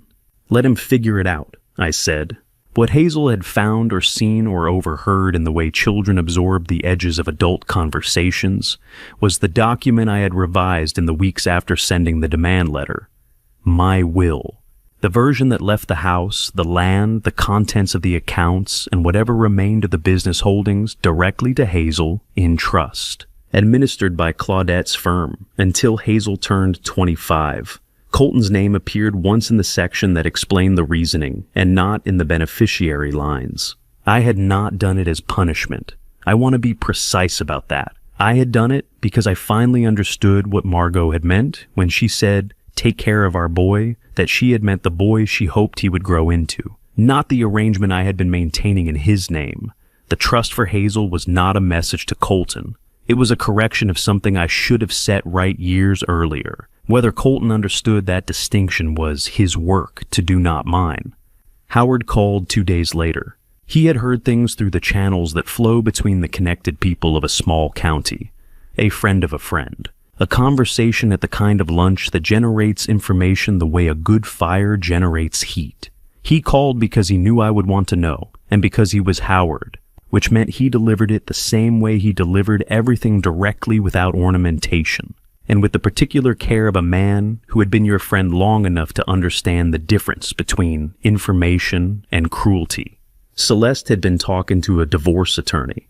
The conversations had apparently started in the 2 weeks following the McLean meeting.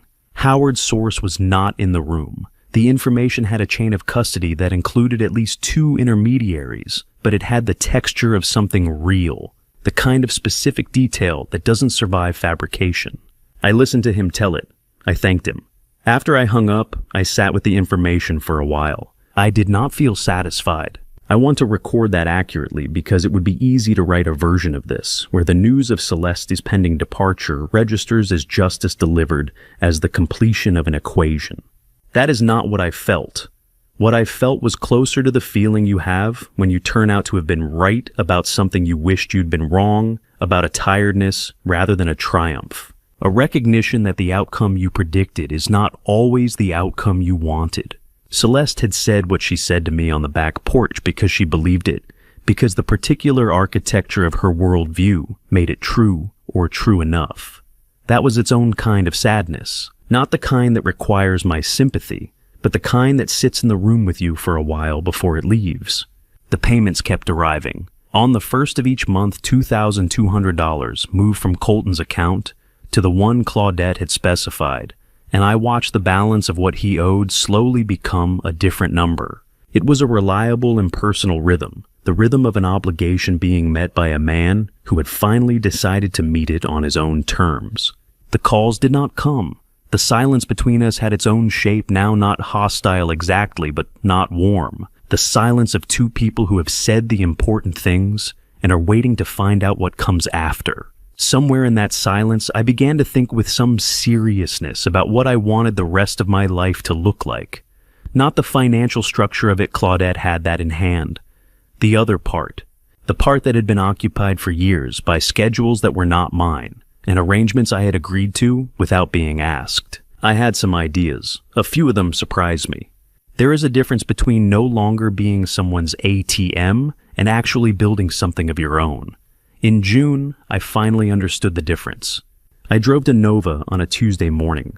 The Loudown campus sits off of Waxpool Road, a low spread-out complex of brick buildings and parking lots that looks from the outside like most community colleges in Northern Virginia, practical, unglamorous, designed for people who are serious about getting somewhere, rather than people who are serious about the aesthetic of getting there. Margot had loved it. She had enrolled in the art program 12 years before she died, and kept going back semester after semester, long after she had learned what most students came to learn. She went because she liked the teachers and liked being in rooms where people were trying to make something out of nothing. She used to come home with paint on her forearms and talk about color theory for 20 minutes while I tried to follow. I never managed to follow. I always listened anyway. The scholarship office was in the administrative building on the east side of campus. A woman named Patricia, with reading glasses pushed up on her head and the efficient manner of someone who has handled many unusual requests and found most of them workable, sat across from me and listened while I explained what I wanted. An annual scholarship. Visual arts students. Named for Margot Mercer. The first award to be given in the fall of 2024 with subsequent awards in perpetuity, funded through a restricted account I would establish through Claudette's office. I had the initial funding amount written on a notepad, enough to cover tuition supplies, and a modest living stipend for one student per year. Not a large number by the standards of institutional philanthropy, large enough to matter to the person who received it. Patricia took notes. She asked a few questions about the selection criteria, about whether I wanted any role in the review process, about the naming conventions for the certificate. I told her I wanted the full name on everything the Margot Mercer Scholarship for Visual Arts. She wrote it down exactly as I said it. We shook hands in the parking lot 40 minutes later. 3 weeks later, Claudette confirmed that the foundation had been formally registered as a charitable trust under Virginia law. Simple structure, restricted purpose, her firm listed as administrator. The paperwork I had submitted in May was now complete. The Margot Mercer Foundation existed on paper the way it had already existed in everything else. I sat in the truck for a while before I started the engine. The campus was quiet on a Tuesday morning in June. A few students crossing the lot with backpacks, a grounds worker running a trimmer along the edge of a walkway. The sound of a distant lawnmower carrying through the warm air. Ordinary. The kind of scene that doesn't ask anything of you and doesn't offer anything in particular, which is sometimes exactly what you need. Margot had walked across this parking lot 100 times. More. She had parked in lots just like this one and carried her supply bag in through doors just like those doors and sat in rooms I had never seen and learned things she brought home to tell me. I had been 45 minutes away the whole time. I had never once come to see the place that mattered to her. I was not going to punish myself for that. I had made a decision years ago, in my own way, to be the kind of husband who supported things he didn't fully understand, and I had kept it. But sitting in that parking lot, I understood for the first time that supporting something and being present for it are two different things, and that I had always been better at the first than the second. The scholarship was not an apology. You cannot apologize to someone who is no longer there to receive it. It was something else, a way of making her name mean something in a room she had actually cared about, attached to a person who needed what she had once needed, and might do something real with it. That felt right. Not triumphant, right. Howard called that evening around 7. I was on the back porch with a glass of water, and the last of the day's light coming in, flat and golden through the oak tree. He had heard something through the same channels. He always heard things. And he called because he always called when he thought I should know. Celeste had gone to Reginald and Cordelia. After the divorce conversations had become real, after whatever happened in the weeks following the McLean meeting had settled into decisions, she had gone to her parents looking for the kind of support that the Harrington household had always provided as a matter of course. Money specifically, a cushion while things were sorted out. Reginald had said no. Howard's source had it in almost these exact words. You made this problem. You solve it. The Range Rover, the $67,000 vehicle that had appeared in my driveway on a Monday morning in May while Colton stood on my porch in a wrinkled shirt, was listed for sale. I listened to Howard tell it. I waited until he was finished. Thank you for telling me, Howard, I said. He paused for a moment.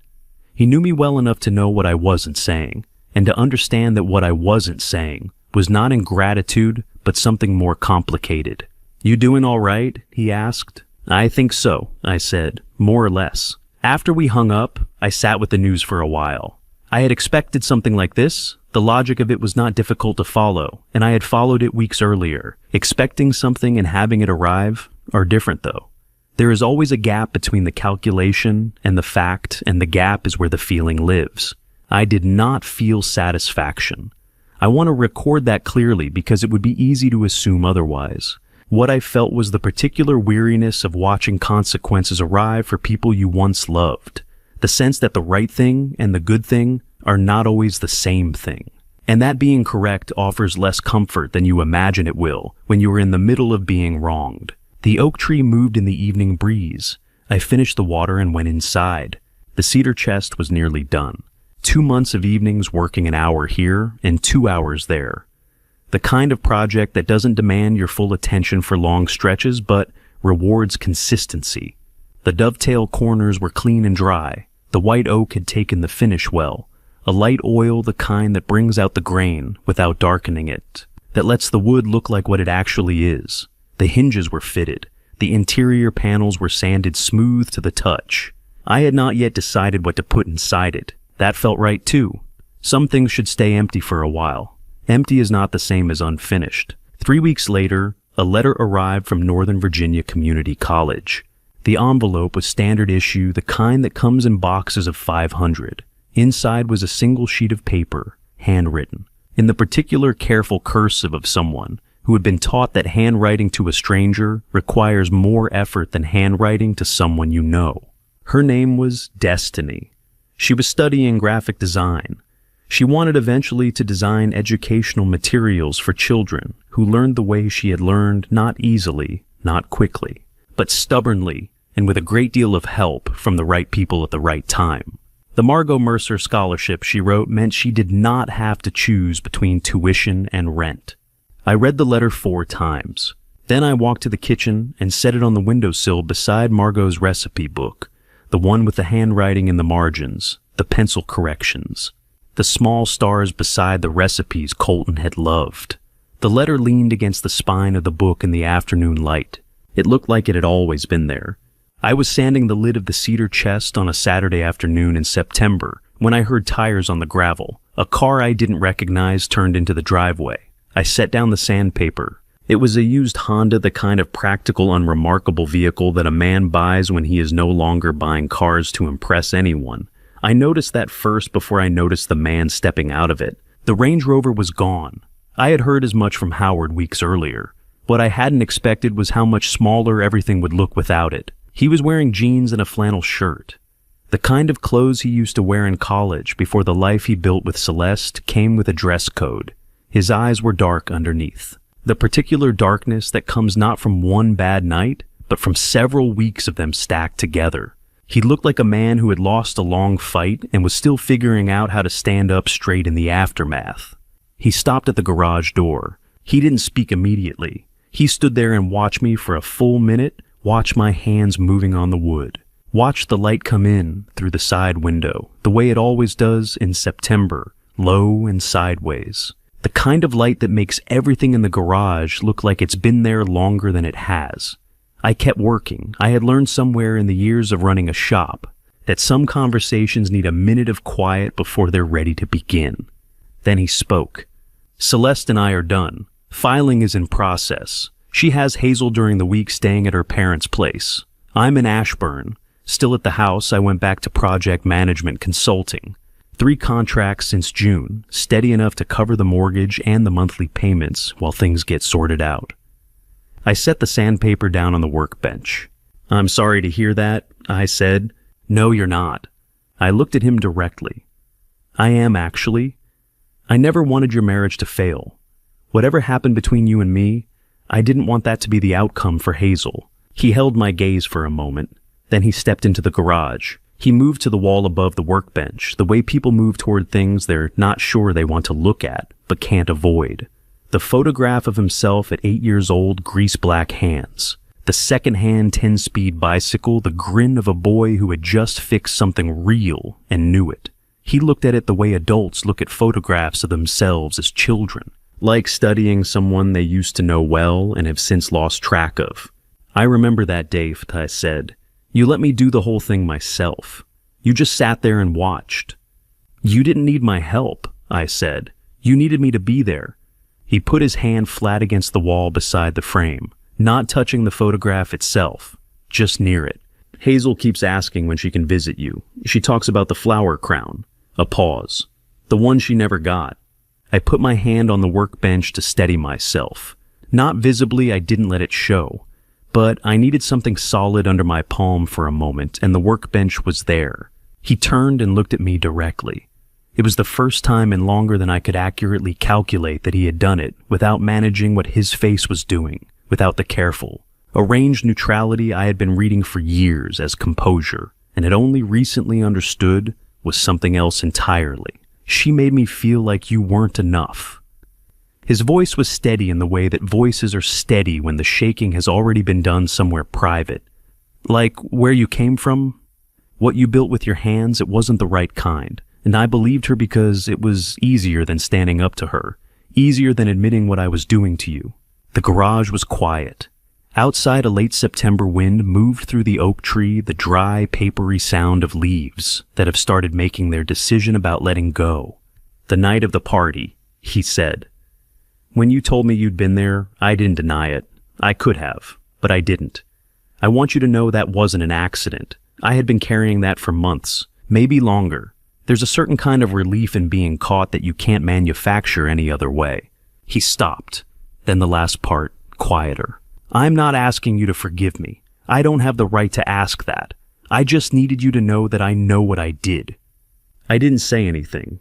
I walked to the mini fridge in the corner, the old one I've had since the shop days, still running, still reliable in the way that things are reliable when nobody has asked too much of them. I took out 2 cans of beer, handed him one. He took it without a word. We carried the chairs out the 2 old wooden ones Margot used to pull up when she came to watch me work. The ones that have been in the corner of the garage since the early 90s and will probably be there long after I'm gone. We set them in the open garage door facing the backyard. The September afternoon was going golden across the Loudoun County sky, the light spreading flat and warm over the oak tree and the tire swing and the long grass at the back of the yard that I keep meaning to cut and never quite get to. We sat and we drank and we didn't talk much. Some silences between a father and a son are the wrong kind, the kind built from avoidance from things unsaid that should have been said years earlier. This one was different. This one had the quality of 2 people who had finally said the necessary things, and were now simply present with each other in the aftermath, which is its own kind of language. I did not forgive him that evening. I want to be honest about that. Forgiveness is not something you hand across because someone finally found the right words. It has to be built the way you build a cedar chest, dovetail by dovetail, with attention and patience and the understanding that the thing you're making will only hold if every joint is sound. It takes longer than one September afternoon. It takes more than 2 cans of beer and a confession that cost him something real, but still cost me more. What I gave him that evening was presence. The same thing he had needed from me when he was 8 years old and working on a bicycle, and I had understood without being able to explain it. That staying in the room was the whole job. I had stayed in the room then. I stayed in the room now. Sometimes that is where things begin. Before he left, he stopped on the porch steps. "Is there any chance I could bring Hazel by sometime?" "Okay, I'll check the tire swing," I said. "Make sure the rope is still good." He nodded once, got into the Honda, backed down the driveway without looking at the house, turned onto Sycamore Ridge Road, and was gone. I stood on the porch until I couldn't hear the engine anymore. Then I went around the side of the house to the oak tree and put both hands on the tire swing and tested the rope, pulling down on it, hard feeling, forgive or fray or any sign of weakness. The rope was fine. It had always been fine. But some things you need to check with your own hands before you can say so and mean it. That Saturday morning came faster than I expected. And what happened when that car turned into the driveway, I was not prepared for it. You never are with a 6-year-old. You think you will be. You check the rope, you clear the workbench. You tell yourself you're ready. You are never ready. She was out of the car before Colton cut the engine. 6 years old, running up the driveway like she had somewhere very important to be, which she did. No hesitation at the door. No looking back at her father. No moment of adjustment between the car and the world outside it. Just movement pure and certain, the way children move when they haven't yet learned to second guess where they belong.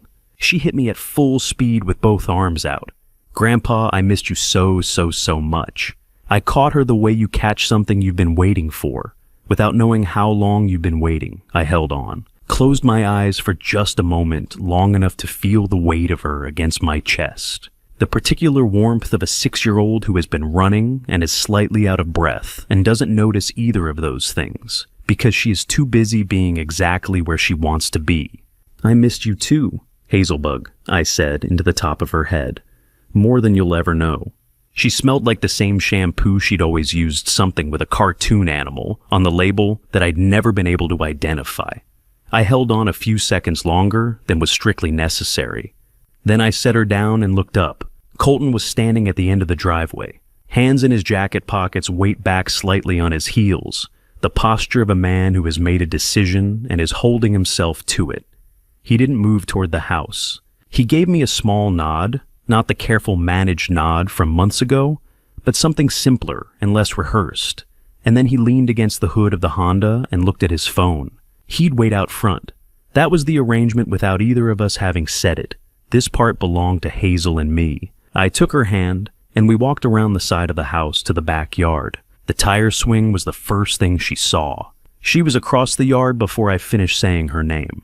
She grabbed the rim with both hands and looked back at me with an expression that was equal parts request and announcement. "Push me, Grandpa. High."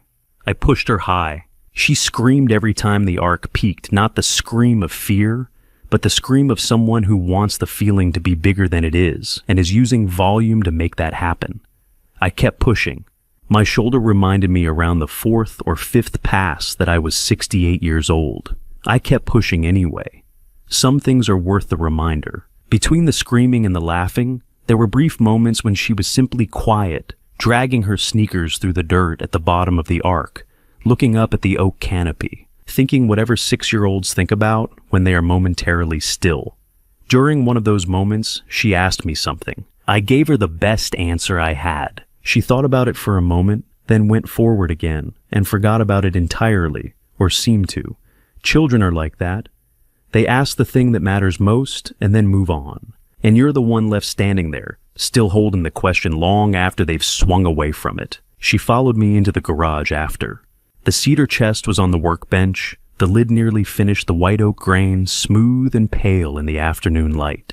She found the safety goggles on the hook by the door before I could say anything about them. They were designed for a man my size. On her face, they slid halfway down her nose and gave her the look of a scientist who had misplaced her prescription. She wore them for 45 minutes without complaint. She helped me work the finishing cloth along the lid in careful circles, applying the kind of focused and methodical attention that children only produce when they have decided that something is serious and worth doing properly. "What's it for?" she asked, not looking up from the wood. "Keeping important things safe." "Like what?" "I haven't decided yet." She processed this with a small nod, the nod of someone who finds the answer satisfactory precisely because it is honest. Then she went back to the finishing cloth. I watched her hands on the wood and thought about things I did not say out loud. We grilled hot dogs in the back porch when the lights started going sideways. She talked without pause about her teacher, about a girl named Britt, whose dog knew 3 tricks and whose hamster knew 1. About something that happened at lunch that was apparently very funny and that I only partially followed. I listened to all of it. Every word, every digression, every sentence that started in one direction and ended somewhere completely different. I had missed the sound of it more than I had let myself know. By the time the sky went full gold and flat across the yard, she was done talking. She went quiet the way children go. Quiet when the day has used them up, not unhappily, but completely. We moved inside, and 10 minutes later, she was asleep on the living room sofa, with her shoes still on and grass stains on both knees and one sock partially off in the way that socks get when a 6-year-old has been running hard and doesn't stop to notice. I went to the bedroom and opened the cedar chest in the corner, the old one, the one I built before she was born. The blanket was folded on top. The one Margot had knitted the winter before, she got sick heavy wool in a blue-gray, the color of creek water in October. She had made it slowly over several months, working in the evenings while I read or watched the news. I had never told her I noticed how carefully she did it, how even the stitches were, how she would pull out a section and redo it if something wasn't right. I unfolded it and carried it to the living room. I laid it over Hazel carefully, slowly the way you move around, something you are not willing to disturb. The blanket settled over her small shape, and she didn't stir, her breathing unchanged. Her face slack and unguarded, the way faces only get when the person inside them has completely let go. I sat down in the armchair across from her and stayed there. Colton knocked softly before he pushed the door open. He stepped inside and stopped when he saw the room. His daughter asleep under his mother's blanket, his father in the armchair in the last of the September light. He stood in the doorway and didn't move for a long moment. We looked at each other across the room. There was nothing left to say that we hadn't already said or couldn't yet say, and so we said nothing. After a moment, I gave him a small nod. He nodded back. It was not forgiveness, not yet, but it was two men acknowledging that something between them might still be worth the effort of repair, and that the child sleeping between them, breathing steadily under a blanket knitted by someone they both still missed, was reason enough to try. He crossed the room quietly and lifted Hazel without waking her. Her head went to his shoulder, the way it knew where to go. Her breathing didn't change. Thanks for today," he said at the door. She's welcome here any time," I said. "She always has been." After their car disappeared down Sycamore Ridge Road, I sat on the back porch with a cup of coffee that had gone cold somewhere between Hazel falling asleep and Colton arriving to collect her. The September sky above the oak tree was doing something worth looking at, the last light breaking apart through the upper branches. The yard settling into the particular quiet of a day that had asked something of you and given something back in equal measure. Hazel had asked me something earlier. On the swing in one of those brief still moments between the screaming and the laughing, I was still thinking about what she had asked, and about the answer I'd given her, and about whether, when she was old enough to ask it again and actually hear the full answer, I would still be here to give it. I thought I probably would be. For the first time in a long time, that felt like enough. Earlier that afternoon, while I was standing behind the tire swing, watching Hazel kick her feet toward a September sky, the color of Margot's favorite scarf, she asked me something I wasn't ready for. The swing was moving in that easy arc that a good rope on a good branch makes when the weight is right back and forth, unhurried. The oak tree doing what it had been doing for 40 years without complaint. The September light was coming in, low and sideways. The particular gold of a season that knows it's leaving and wants you to notice before it goes. "Grandpa," she said on the upswing, "how come you didn't come to my party?" I looked up at the sky. 6 years old asks the question that 41 years of fatherhood could not. That is the thing about children. They walk straight through the territory that adults have spent years learning to go around. No hesitation.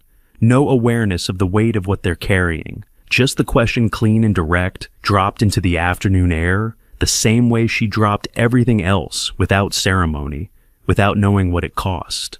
I thought about Margot. I thought about what the right answer looks like when the person asking is 6 years old and deserves the truth, but not all of it, not yet, not today.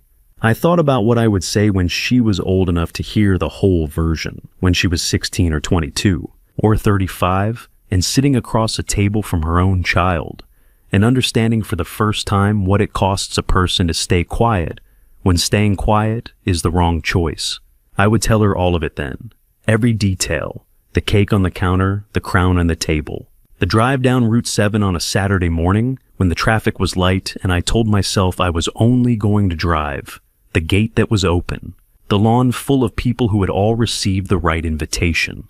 The 2 minutes I stood at the edge of that world and watched her spin in her pink dress with her arms out and her head thrown back, laughing at something only she could feel. I would tell her that I left, because staying would have meant asking her to carry something she was too young to carry. That the hardest kind of love is the kind that removes itself from the room so the child in the room doesn't have to choose. But she was 6 years old, and 6 years old needed a different answer. Because sometimes, I said, the people who love you most are the ones waiting at home. The swing came back.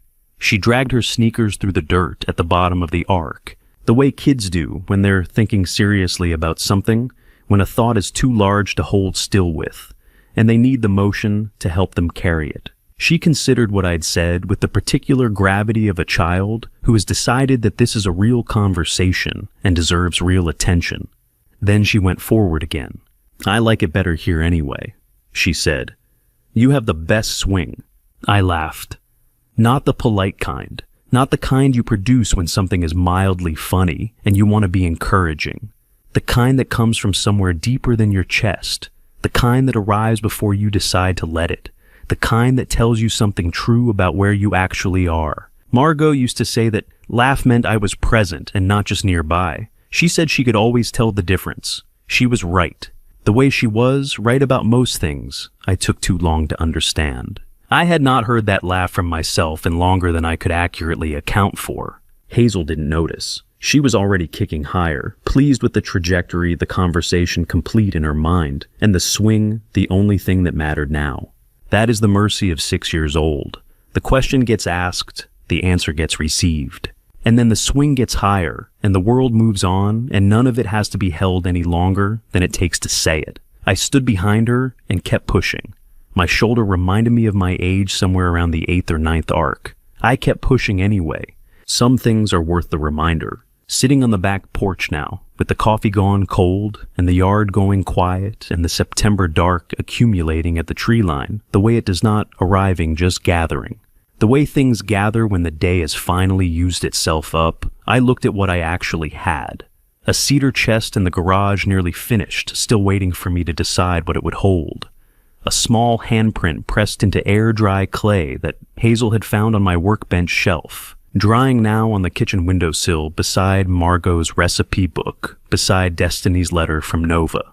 Payments arriving from Colton on the 1st of each month, steady as a utility bill, without a phone call attached. An old tire swing, still moving a little in the evening breeze. I did not know what would happen next between Colton and me. Some things once broken take more than a season to repair. Maybe longer than I have left. I am 68 years old, and I have learned enough to understand that certain questions don't come with guaranteed answers, and that sitting with uncertainty is not the same as losing. I am not anyone's checkbook. I am not anyone's backup plan. I am Roland Mercer, 68 years old. A grandfather with an old tire, swing a workbench full of sawdust, and a granddaughter who thinks I have the best yard in Loudoun County. Margot would have laughed at that. She would have said, I had the best yard in Virginia, and she would have meant it. And she would have been right in the way she was always right, by exactly the right amount, never more, never less.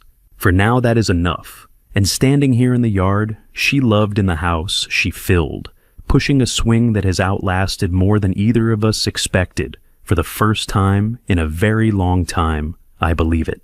I spent 10 years calling it love. Looking back, some of it was fear of losing the last pieces of a family I had given everything to protect. This is a family story that doesn't end cleanly. It ends honestly with a cedar chest. I haven't filled a granddaughter who loves my tire swing and a son learning to carry his own weight. Family betrayal rarely arrives loudly. It comes in quiet things, a canceled reservation, a missed payment, a party you built with your own hands that you were never meant to attend. By the time you see it for what it is, the number on your screen reads $285,000. I believe as a man who has spoken to God more honestly in a garage than anywhere else that he never gives you more than you can carry. He just waits until you're ready to stop pretending you aren't already carrying it. Don't be like me. Every family story deserves someone willing to protect it, starting with yourself. Because family betrayal doesn't stop on its own. It stops when you decide it does. If this family story reached you, leave a comment. Share it with someone who needs to hear it. Subscribe, the next one is already waiting. Thank you for staying until the end. The stories ahead contain fictional elements built for reflection. If that's not for you today, find what speaks to you instead.